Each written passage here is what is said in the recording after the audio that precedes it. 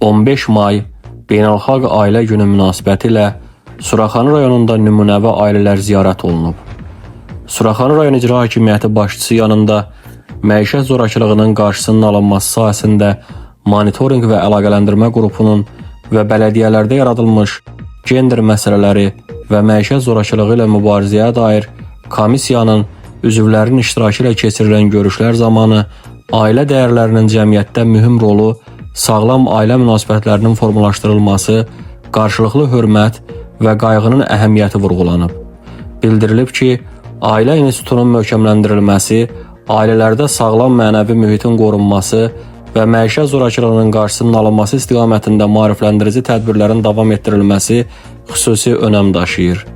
Ziyarət olunan ailələrlə səmimi söhbətlər aparılıb, onların sosial rifahı və gündəlik qayğıları ilə maraqlanılıb.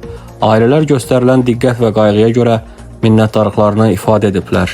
Qeyd edək ki, ziyarətlərin əsas məqsədi ailə dəyərlərinin təbliği, nümunəvi ailələrin ictimaiyyətə tanıdılması və cəmiyyətdə sağlam ailə münasibətlərinin təşviq edilməsidir.